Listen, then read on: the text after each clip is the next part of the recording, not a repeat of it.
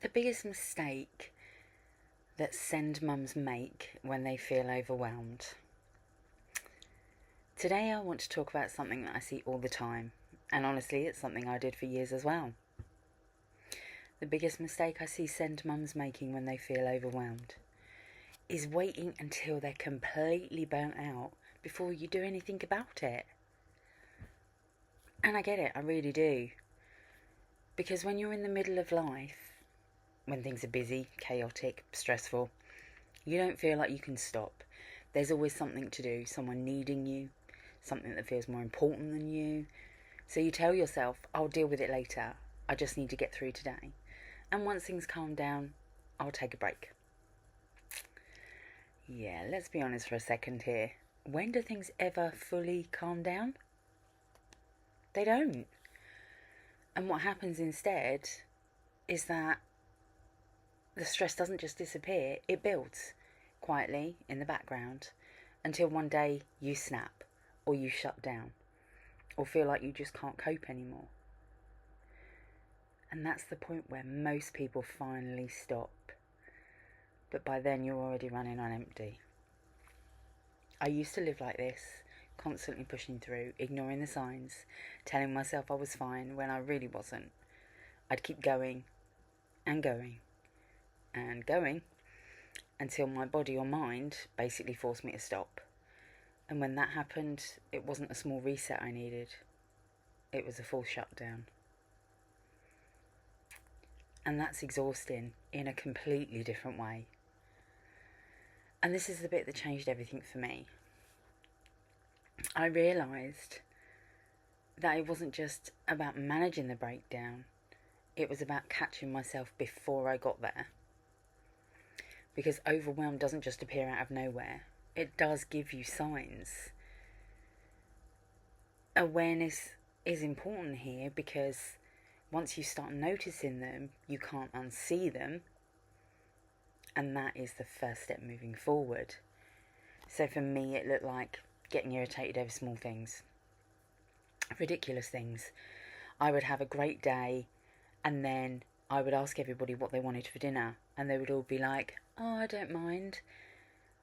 And it was a breaking point for me. I was like, for some reason, that just tipped me over the edge. And I had full-on meltdown, had to come upstairs, crying my eyes out because one dinner decision had just shut me down. It was the final nail in the coffin, as they say.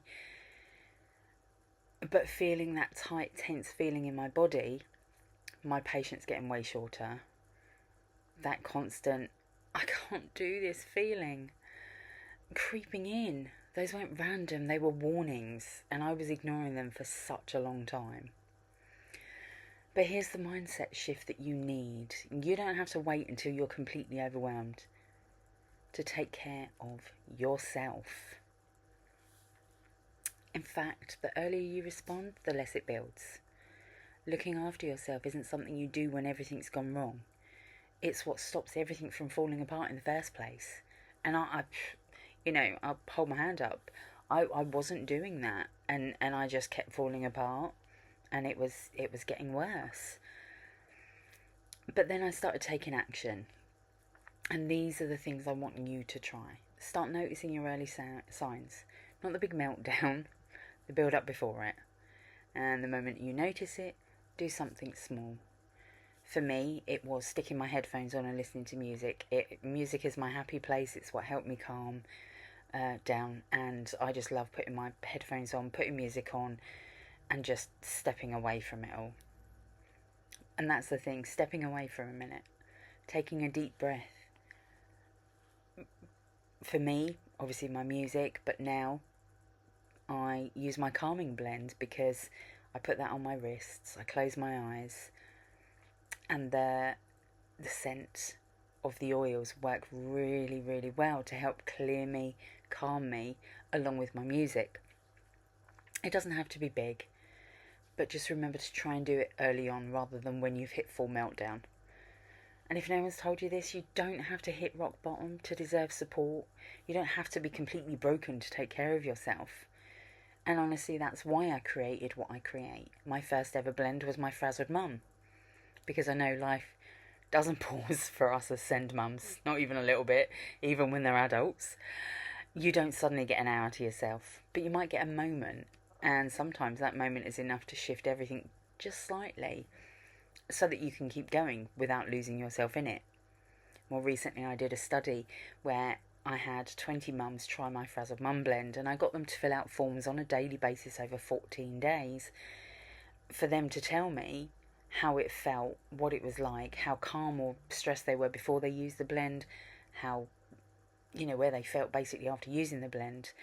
And some of them only went up like 1 or 2, but that 1 or 2 was enough for them not to lose their shit, let's be honest. But I'd really love to know, what are the early warning signs when you're getting overwhelmed? Because once you start noticing them, that's where the change definitely begins. And again, as I said, you don't have to wait until everything falls apart to start looking after yourself. Start earlier, start smaller, and be kind to yourself in the process, because you really do deserve it.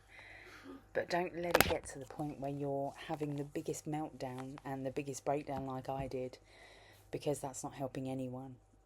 Not you, not your family. So take a moment, grab one of my blends if you've got one of them, and just take that moment to breathe, take in everything, and just start noticing those signs early on, and I promise you it will help.